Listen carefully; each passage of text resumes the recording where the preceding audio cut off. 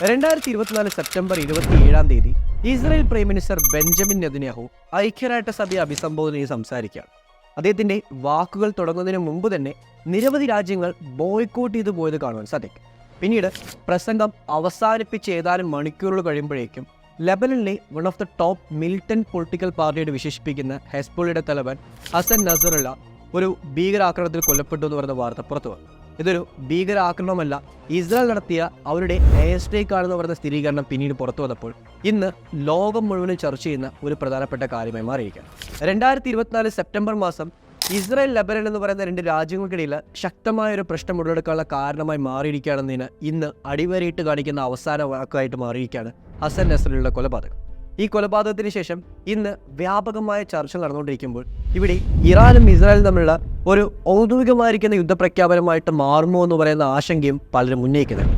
കാരണം ഹസൻ നസറുള്ളയെ കൂടാതെ തന്നെ ഇറാന്റെ വൺ ഓഫ് ദ ടോപ്പ് ജനറലും ഈ ഒരു എയർ സ്ട്രൈക്കിൽ കൊല്ലപ്പെട്ടു എന്ന് പറയുന്ന വാർത്തയും കൂടാതെ ഇറാന് ലഭിച്ചിരിക്കുന്ന ഈ കഴിഞ്ഞ വർഷങ്ങളിലെ ഏറ്റവും വലിയ തിരിച്ചടികളൊന്നായിട്ട് മാറിയിരിക്കുന്നു വരുന്ന കാര്യത്തെപ്പറ്റിയും ഇന്ന് കാണാൻ സാധിക്കും.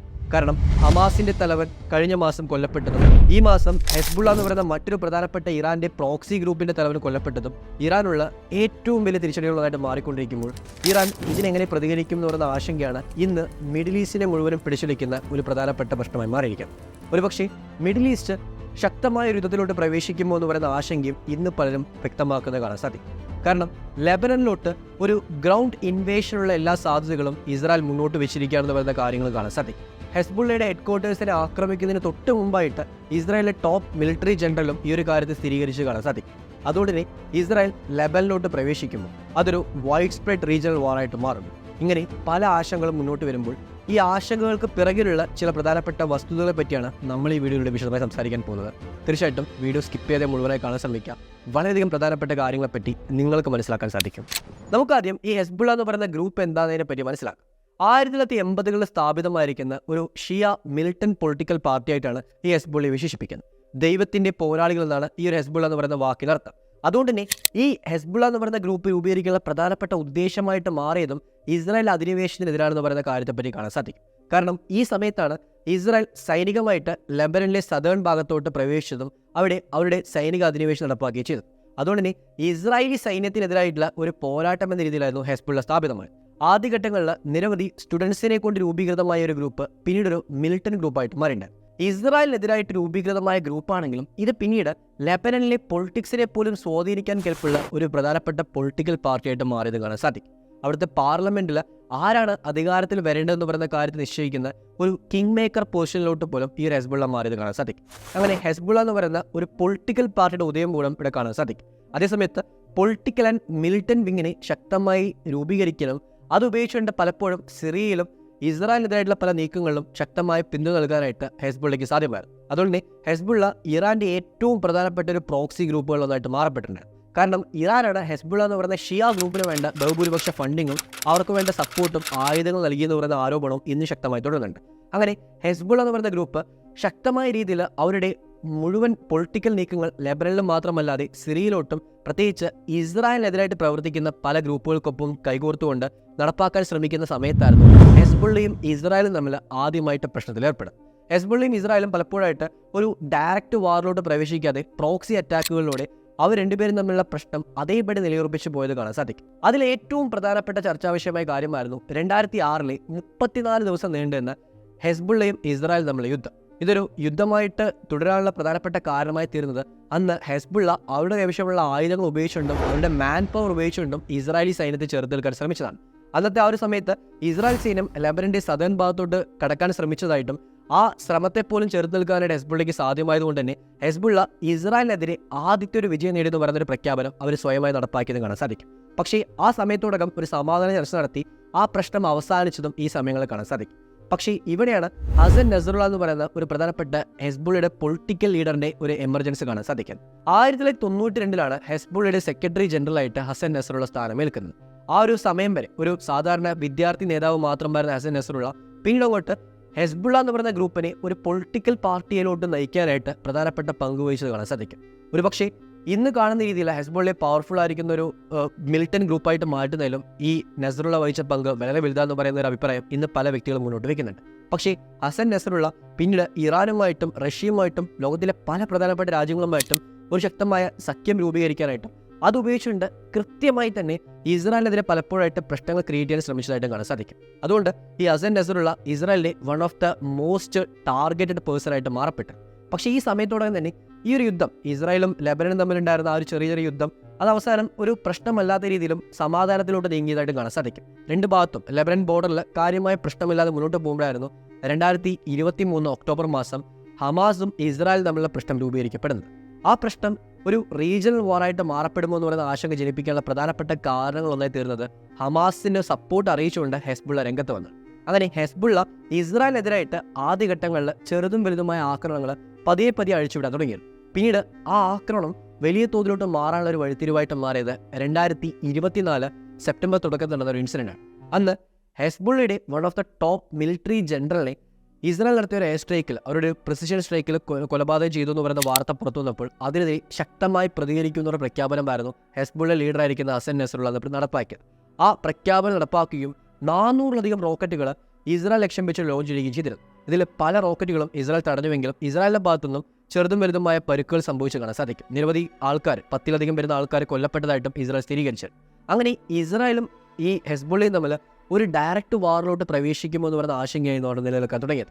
ആ സമയത്തായിരുന്നു മറ്റൊരു ട്വിസ്റ്റായിട്ട് ഇസ്രായേൽ ഈ ഹെസ്ബുള്ള എന്ന് പറയുന്ന ഗ്രൂപ്പിന് കമ്മ്യൂണിക്കേഷൻ വേണ്ടി ഉപയോഗിച്ചുകൊണ്ടിരുന്ന അവരുടെ പേജേഴ്സിനെ ടാർഗറ്റ് ചെയ്തുകൊണ്ട് ആ പേജേഴ്സിനെ മുഴുവനായിട്ട് നശിപ്പിക്കുന്ന രീതിയിൽ ഒരു ആക്രമണം നടപ്പാക്കിയത്. ഈ ആക്രമണം ഒരുപക്ഷെ ഒരു ഹിസ്റ്റോറിക്കൽ സിഗ്നിഫിക്കൻ്റായി നോക്കുമ്പോൾ പ്രധാനപ്പെട്ട വഴിത്തിരിവുകളൊന്നായിട്ട് മാറിയേക്കും. കാരണം ശത്രുവിൻ്റെ കൈവശമുള്ള ഒരു വസ്തു അത് ഉപയോഗിച്ചുകൊണ്ട് അവരെ തന്നെ ആക്രമിക്കുക എന്ന് പറയുന്ന ഒരു ശക്തമായ ഒരു ടാക്ടിക്കായിരുന്നു ഇവിടെ ഇസ്രായേൽ ഇംപ്ലിമെന്റ് ചെയ്തത്. അത് ലോകം മുഴുവൻ ചർച്ചാവിഷയമായി കൊണ്ടിരിക്കുന്ന സമയത്ത് പിന്നീട് പിറ്റേ ദിവസം തന്നെ ഹെസ്ബുള്ളയെ ഞെട്ടിച്ചുകൊണ്ട് അവരുടെ വയർലെസ് നെറ്റ്വർക്കുകൾ ജാം ചെയ്യാനായിട്ടും അവരുടെ വയർലെസ് കമ്മ്യൂണിക്കേഷനിൽ പോലും ബോംബുകൾ സ്ഥാപിച്ചുകൊണ്ട് അതിനെ ബ്ലാസ്റ്റ് ചെയ്യിപ്പിക്കാൻ സാധ്യമായത്.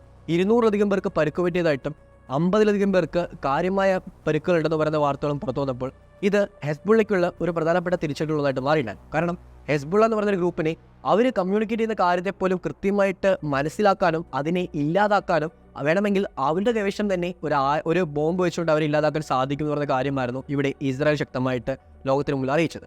ഇങ്ങനെ ഇസ്രായേൽ ഇന്റലിജൻസ് പവറിനെ പറ്റിയും അവർക്ക് വേണമെങ്കിൽ ശത്രുവിനെ ഏത് തരത്തിൽ പോലും ആക്രമിക്കാൻ സാധിക്കുമെന്ന് പറയുന്ന ആ ഒരു ബിംബത്തെ പറ്റിയും എല്ലാം കൃത്യമായിട്ട് സംസാരിച്ചുകൊണ്ടിരിക്കുന്ന സമയത്തായിരുന്നു ഹെസ്ബുള്ള ടോപ്പ് ലീഡർ അയക്കുന്ന ഹസൻ നസറുള്ളയ്ക്ക് നേരെ ഒരു ആക്രമണം നടന്നതായിട്ട് 2024 സെപ്റ്റംബർ 27 ഔദ്യോഗികമായിരിക്കുന്ന സ്ഥിരീകരണം പുറത്തു വരുന്നു.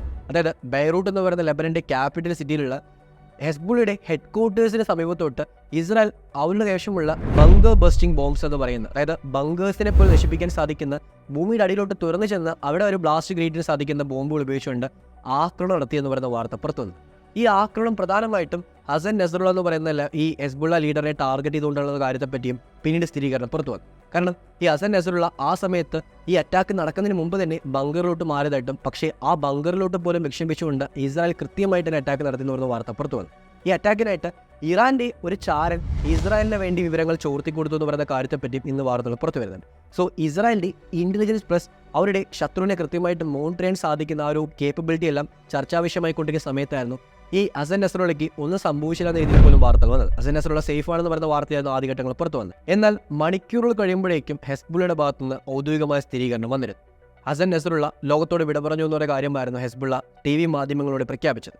ഹെസ്ബുള്ളയുടെ ഭാഗത്തുനിന്ന് ഈ ഒരു സ്ഥിരീകരണം പുറത്തു വന്നപ്പോൾ അത് മിഡിൽ ഈസ്റ്റിനെ മുഴുവൻ പിടിച്ചെടുക്കുന്ന ഒരു കാര്യമായിട്ട് മാറപ്പെട്ടു. കാരണം ഹെസ്ബുള്ള എന്ന് പറയുന്ന ഇറാന്റെ ഏറ്റവും സ്ട്രോങ്ങസ്റ്റ് ആയിരിക്കുന്ന ഒരു അലൈ, അവരുടെ ഒരു പ്രധാനപ്പെട്ട പാർട്ട്ണറും പ്ലസ് ഇറാൻ സപ്പോർട്ട് ചെയ്യുന്ന ഒരു മോസ്റ്റ് പവർഫുൾ മിലിറ്റന്റ് ഗ്രൂപ്പായിരിക്കുന്ന ആ ഒരു ഗ്രൂപ്പിന്റെ ലീഡറിനെ പോലും എലിമിനേറ്റ് ചെയ്യപ്പെട്ടിരിക്കുകയാണ്. മാത്രമല്ല അവരുടെ മറ്റു പല ചെറുതും വലുതുമായ ലീഡേഴ്സും ഇസ്രായേൽ നടത്തിയ എയർ സ്ട്രൈക്കിൽ കൊല്ലപ്പെട്ടിട്ടുണ്ട്. അതുകൊണ്ട് തന്നെ ഇസ്രായേലിനെതിരായിട്ട് ശക്തമായ തിരിച്ചടി നൽകേണ്ട ആവശ്യതയുണ്ടെന്ന് പറയുന്ന കാര്യമായിരുന്നു ഇറാന്റെ ഭാഗത്ത് പ്രഖ്യാപനമായിട്ട് വന്നത്. മാത്രമല്ല ഇറാന്റെ തന്നെ ഒരു ജനറൽ, അവരുടെ ഒരു പ്രധാനപ്പെട്ട മിലിറ്ററി ജനറൽ ഈ ഒരു ആക്രമണത്തിൽ കൊല്ലപ്പെട്ടു എന്ന് പറയുന്ന കാര്യം ഇറാന്റെ ഭാഗത്ത് സ്ഥിരീകരിക്കപ്പെട്ടു. അങ്ങനെ ഇറാനെ സപ്പോർട്ട് ചെയ്തിരുന്ന ഹെസ്ബുള്ള എന്ന് പറയുന്ന ഗ്രൂപ്പിനും കാര്യമായ പരുക്കുകളായിട്ട് മാറപ്പെട്ടപ്പോൾ ഇത് എങ്ങനെയായിരിക്കും പ്രതിധ്വനിക്കാൻ പോകുന്നു പറയുന്ന ഒരു സംശയമാണ് ഇന്ന് പലരും മുന്നോട്ട് വയ്ക്കുന്നത്.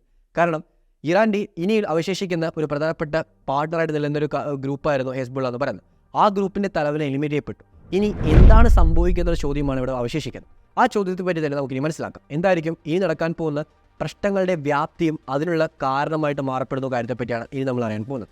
അതായത് ഇന്ന് നടന്നിരിക്കുന്ന ഒരു ഇഷ്യൂ, ഹെസ്ബുള്ളയുടെ ഒരു ടോപ്പ് ലീഡറിനെ ഇസ്രായേൽ എലിമിനേറ്റ് ചെയ്തു. ഇനി എന്തായിരിക്കും സംഭവിക്കുന്ന ഒരു ചോദ്യം പലരും മുന്നോട്ട് വയ്ക്കുമ്പോൾ അടുത്തായിട്ട് വരുന്ന ഒരു പ്രധാനപ്പെട്ട കാര്യമാണ് ഇനി ഇസ്രായേൽ അവശേഷിക്കുന്ന ഒരു പ്രധാനപ്പെട്ട ഭീഷണി എന്ന് പറയുന്നത് ഇറാൻ്റെ സുപ്രീം ലീഡറായിരിക്കുന്ന ആയത്തുൽ അലി ഖമേനിയാണ്. സോ ആയത്തുൽ അലി ഖമേനി ആണെങ്കിൽ ഒരു പരിധിവരെ ഇസ്രായേലിനെതിരായിട്ട് പല വർഷങ്ങളിലും ശക്തമായ രീതിയിൽ പല ഗ്രൂപ്പുകൾ ഉപയോഗിച്ചുകൊണ്ട് അറ്റാക്ക് ചെയ്യാനായിട്ട് നിർദ്ദേശിച്ച ഒരു നേതാവാണ്. അതുകൊണ്ട് തന്നെ ആയത്തുൽ അലി ഖമേനിയെ എലിമിനേറ്റ് ചെയ്യാനായിട്ട് ഇസ്രായേൽ ശ്രമിക്കുമോ എന്ന് പറയുന്ന ആശങ്കയും ഇവിടെ പലരും മുന്നോട്ട് വയ്ക്കുന്നുണ്ട്. സോ ഇറാൻ്റെ ഒരു സുപ്രീം ലീഡർ ആ ഒരു വ്യക്തി എലിമിനേറ്റ് ചെയ്ത് കഴിഞ്ഞാൽ അത് എത്രമാത്രം ഇമ്പാക്റ്റ്, എത്രമാത്രം പ്രശ്നം ക്രിയേറ്റ് ചെയ്യുന്ന ഒരു ചോദ്യം ഇവിടെ അവശേഷിക്കാതെ തുടരുന്നുണ്ട്. ഒരു പക്ഷേ അങ്ങനൊരു നീക്കം ഇസ്രായേൽ എടുത്തു വെക്കുകയാണെങ്കിൽ അതൊരു റീജിയണൽ വാറായിട്ട് മാറിയേക്കാം എന്ന് പറയുന്നതിൽ ഒരു തർക്കവുമില്ല. കാരണം ഒരു രാജ്യത്തിൻ്റെ സുപ്രീം ലീഡറെ മറ്റൊരു രാജ്യം എലിമിനേറ്റ് ചെയ്യുക, അയാളെ ഇല്ലാതാക്കുക എന്ന് പറയുമ്പോൾ അത് തീർച്ചയായിട്ടും പല രാജ്യങ്ങൾക്കും ശക്തമായൊരു പ്രശ്നമായിട്ട് മാറാനുള്ള കാരണമായിട്ട് ഇരുന്നേക്കാം. ഒരുപക്ഷെ ഇറാൻ ഇസ്രായേലിനെതിരെ യുദ്ധപ്രഖ്യാപനം നടപ്പാക്കുകയും ആ ഒരു യുദ്ധം മിഡിൽ ഈസ്റ്റിലെ പല രാജ്യങ്ങളും ഉപയോഗിച്ചുകൊണ്ട് ശക്തമായ രീതിയിൽ വ്യാപിപ്പിക്കാനായിട്ട് ഇറാനും ഇസ്രായേലും ശ്രമിച്ചേക്കാം എന്നുള്ള കാര്യം ഇവിടെ കാണാൻ സാധിക്കും. സോ ഇറാനെ സപ്പോർട്ട് ചെയ്യുന്ന സിറിയയിലും അതുപോലെ തന്നെ ഈ ലെബനനിലും ബാക്കിയുള്ള പല മേഖലയിലുള്ള ഇസ്രായേലിന് ചുറ്റുമുള്ള പല മേഖലയിലെ ചെറുതും വലുതുമായ മിലിറ്റന്റ് ഗ്രൂപ്പുകൾ ഉപയോഗിച്ചുകൊണ്ട് ഇറാൻ ശക്തമായ തിരിച്ചടി ഇസ്രായേലിനെതിരെ നൽകുമെന്നുള്ള പ്രഖ്യാപനം ഓൾറെഡി നടപ്പാക്കി കഴിഞ്ഞു. അത് ഇനിയും വർദ്ധിപ്പിക്കാനുള്ള ഒരു കാരണമായിട്ട് ഇത് മാറിയേക്കാം. സോ അങ്ങനെ ഒരു പ്രധാനപ്പെട്ട ഒരു പ്രശ്നം ഇവിടെ നിലനിൽക്കുന്നതായിട്ട് കാണാൻ സാധിക്കും. ഇത് കൂടാതെ തന്നെ ഇവിടെ മറ്റൊരു ചർച്ചാ വിഷയമായിട്ട് മാറുന്ന ഇസ്രായേലിലെ പൊളിറ്റിക്കൽ ആംബിഷൻസ് ആണ്. ബെഞ്ചമിൻ നെതന്യാഹു എന്ന് പറയുന്ന ഇസ്രായേലിലെ കറന്റ് പ്രൈം മിനിസ്റ്റർ അവരുടെ യുദ്ധകാല അടിസ്ഥാനത്തിൽ രൂപീകൃതമായിരിക്കുന്ന ഒരു പുതിയ പാർലമെൻറ്റിലെ നേതാവായിട്ടും ആ പാർലമെൻറ്റ് തിരഞ്ഞെടുക്കപ്പെട്ടിരിക്കുന്ന അവരുടെ പ്രൈം മിനിസ്റ്ററായിട്ടുമാണ് ബെഞ്ചമിൻ നെതന്യാഹു ഇപ്പോഴും അധികാരത്തിൽ തുടരുന്നത്. അല്ലെങ്കിൽ ബെഞ്ചമിൻ നെതന്യാഹു അധികാരം എപ്പോഴും നഷ്ടപ്പെട്ടിരിക്കും. കാരണം ബെഞ്ചമിൻ നെതന്യാഹുവിന് വേണ്ട ഭൂരിപക്ഷം ഇപ്പോൾ ലഭ്യമല്ല. പല പാർട്ടികളും അദ്ദേഹത്തിന് നൽകിയ സപ്പോർട്ട് പിൻവലിച്ചത് കാണാൻ സാധിക്കും.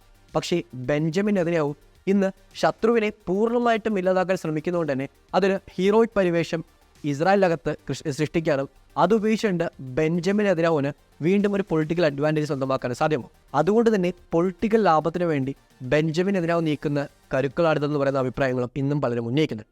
ഇതിനെല്ലാത്തിനും പുറമെ ഒരു പക്ഷേ ഈ ഒരു മുഴുവൻ പ്രശ്നം ഒരു റീജിയണൽ വാറായിട്ട് മാറുകയാണെങ്കിൽ ഇവിടെ അമേരിക്ക, അതുപോലെ അമേരിക്കയെ സപ്പോർട്ട് ചെയ്യുന്ന നാറ്റോ എന്ന് പറയുന്ന ഗ്രൂപ്പ്, ആ നാറ്റോയിൽ അംഗങ്ങളായിരിക്കുന്ന ചെറുതും വലുതുമായ രാജ്യങ്ങൾ, ഇവരെല്ലാവരും എന്ത് സ്റ്റാൻഡാണ് കീപ്പ് ചെയ്യുക എന്ന് പറയുന്ന ചോദ്യം ഇവിടെ അവശേഷിക്കുന്നത്. കാരണം ഓൾറെഡി അമേരിക്കയെ പോലും അറിയിക്കാതെയാണ് ഇസ്രായേൽ ഈ ഒരു ആക്രമണം നടപ്പാക്കിയെന്ന് പറയുന്ന കാര്യത്തെപ്പറ്റിയുള്ള സ്ഥിരീകരണം പുറത്തു വരുന്നത്. ഈ ആക്രമണത്തിന് ഏതാനും മിനിറ്റുകൾക്ക് മുമ്പ്, ബോംബ് ലോഞ്ച് ചെയ്യുന്നതിന് മുമ്പാണ് ഇസ്രായേൽ അമേരിക്കയെ വിളിച്ച് ഈ കാര്യത്തെപ്പറ്റി അറിയിച്ചതായിട്ടും ഇന്ന് വാർത്തകൾ വരുന്നുണ്ട്. അതുകൊണ്ട് തന്നെ അമേരിക്കയും ഇസ്രായേലും തമ്മിലുള്ള ആ ഒരു കമ്മ്യൂണിക്കേഷൻ, രണ്ട് രാജ്യങ്ങൾ തമ്മിലുള്ള ആ ഒരു ബന്ധം അത് കൂടുതലായിട്ടുള്ളൊരു മാറ്റത്തിന് വിധേയമാകുന്നു എന്നുള്ള സംശയം ഇവിടെ പലരും ഉന്നയിക്കുന്നുണ്ട്. പക്ഷേ എൻ്റെ പേഴ്സണൽ ഒപ്പീനിയനിൽ തീർച്ചയായിട്ടും അമേരിക്കയുമായിട്ട് കൺസൾട്ട് ചെയ്തിട്ട് മാത്രമായിരിക്കും ഇസ്രായേലിനോട് നീക്കം എടുത്തു വെച്ചിരിക്കുക. കാരണം അമേരിക്കയിലെ പൊളിറ്റിക്കൽ, അവിടുത്തെ ഒരു രാഷ്ട്രീയമായിരിക്കുന്ന വശവും ഇവിടെ പ്രധാനപ്പെട്ട സ്വാധീനമാണ്. കാരണം അമേരിക്കയിൽ നടക്കാൻ പോകുന്ന എലക്ഷൻ, ആ എലക്ഷനിൽ ഈ പറഞ്ഞിരിക്കുന്ന രീതിയിൽ പലതരത്തിലുള്ള സ്വാധീനം ഇൻ്റർനാഷണൽ പൊളിറ്റിക്സ് ഒരു രാജ്യത്തിൻ്റെ അകത്തുള്ള ഇലക്ഷനിൽ ചെലുത്താറുണ്ട്. അതുകൊണ്ട് തന്നെ അമേരിക്കൻ ഇലക്ഷനിൽ പോലും ഈ ഒരു വിഷയം ഒരു പ്രധാനപ്പെട്ട ഇമ്പാക്റ്റ് ആയിട്ട് മാറുമോ എന്നുള്ള സംശയം ഇവിടെ പലരും ഉന്നയിക്കുന്നുണ്ട്. പക്ഷേ എന്തുതന്നെയാണെങ്കിലും ഇതൊരു റീജിയണൽ വാറായിട്ട് മാറിക്കഴിഞ്ഞാൽ അത് ലോകത്തെ മുഴുവനും ബാധിക്കുന്ന ഒരു പ്രശ്നമായിട്ട് തീർന്നേക്കാം. കാരണം ഗൾഫിൽ എത്രമാത്രം പുതിയ മാറ്റങ്ങൾ സംഭവിക്കുന്നു, എത്രമാത്രം അവിടെ പ്രശ്നങ്ങൾ ഉണ്ടാകുന്നു പറയുന്ന കാര്യത്തെ ഡിപ്പെൻഡ് ചെയ്തുകൊണ്ടാണ് ഇന്ന് വേൾഡിലെ പല രാജ്യങ്ങളുടെയും എക്കോണമി പോലും റൺ ചെയ്തുകൊണ്ടിരിക്കുന്നത്. അതുകൊണ്ട് തന്നെ ആ രാജ്യങ്ങളുടെ സാമ്പത്തിക മേഖലയെ ബാധിക്കുന്ന ഒരു മേജർ പ്രോബ്ലമായിട്ടും ഗൾഫിൽ നടക്കാൻ പോകുന്ന പ്രശ്നങ്ങൾ ഒരു ഇമ്പാക്റ്റ്ഫുൾ ആയിട്ടുള്ള കാര്യമായിട്ട് തീർന്നേക്കാം. ഇങ്ങനെ വളരെയധികം പ്രശ്നങ്ങളിലൂടെ കടന്നു പോകുന്ന മിഡിൽ ഈസ്റ്റിലും ഇന്ന് സംഭവിക്കുന്ന മാറ്റങ്ങളിലും എന്തെല്ലാം കാര്യമായിരിക്കും നമ്മളെ ബാധിക്കാൻ പോകുന്നു എന്ന് പറയുന്ന കാര്യത്തെപ്പറ്റി തീർച്ചയായിട്ടും നമുക്ക് മറ്റൊരു വീഡിയോയിൽ കണ്ടെത്താം. ഇത്രയും കാര്യമാണ് ഈ ഒരു വീഡിയോയിൽ പറയാമെന്ന് വിചാരിച്ചത്. നിങ്ങൾക്കെന്താണ് ഞാൻ ഈ പറഞ്ഞ കാര്യങ്ങളെപ്പറ്റിയും ഇപ്പോൾ നടന്നുകൊണ്ടിരിക്കുന്ന പ്രശ്നങ്ങളെപ്പറ്റി പറയാനുള്ളത്? ഇതിൽ ആരുടെ ഭാഗത്താണ് ശരി, ആരുടെ ഭാഗത്താണ് തെറ്റ്? നിങ്ങളുടെ അഭിപ്രായങ്ങളും പ്ലസ് ഈ നടന്നുകൊണ്ടിരിക്കുന്ന പ്രശ്നം ഒരു റീജിയണൽ വാറായിട്ട് മാറുമോ എന്ന് പറയുന്ന നിങ്ങളുടെ ഒരു അഭിപ്രായവും താഴെ കമൻറ്റ് ബോക്സിൽ രേഖപ്പെടുത്തുക. So that's all. Thank you for this video. Jai Hind.